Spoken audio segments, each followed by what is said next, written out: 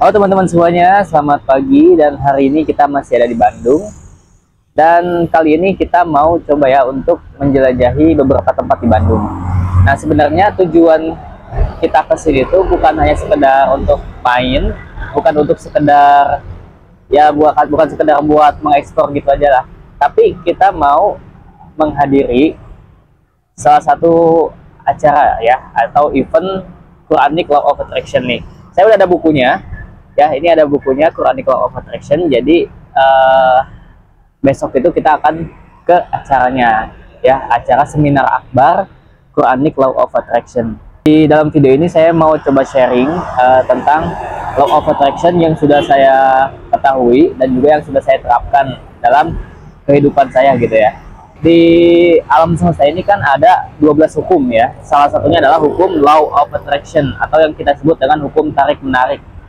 Nah, hukum tarik-menarik ini adalah salah satu hukum yang dimana ketika kita memikirkan sesuatu atau kita menginginkan sesuatu itu akan mudah atau datang ke dalam kehidupan kita.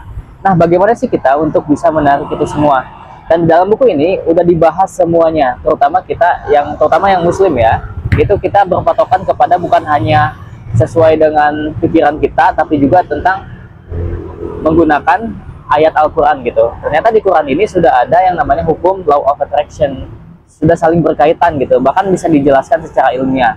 Nah, contohnya adalah salah satunya adalah ayat surat Al-Zalzalah. Bunyinya itu seperti ini teman-teman ya, maka barang siapa mengerjakan kebaikan seberat zarah, niscaya dia akan melihat balasannya, dan barang siapa mengerjakan kejahatan seberat zarah, niscaya dia akan melihat balasannya. Jadi intinya adalah ketika kita berbuat kebaikan sekecil apapun itu, maka kebaikan pula yang akan datang kepada kita gitu. Dan ketika kita berbuat jahat, maka kejahatan pula yang akan datang kepada kita.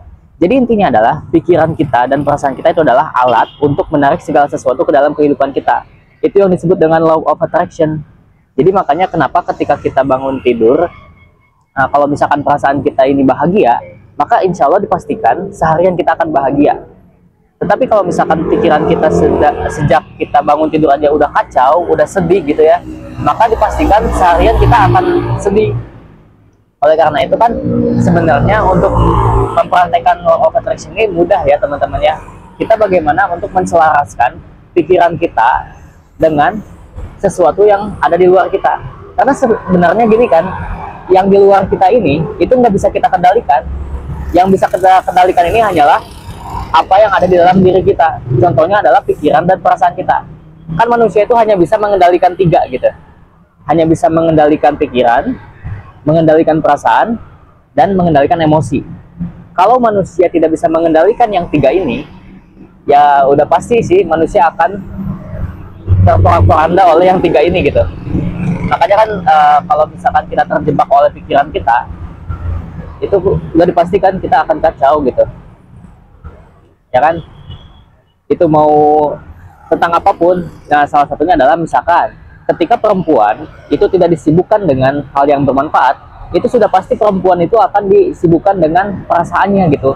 Bukan hanya perempuan, sebenarnya sama laki-laki juga gitu ya.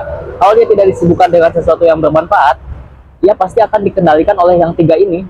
Yang satu pikirannya, kedua perasaannya, dan yang ketiga adalah emosinya.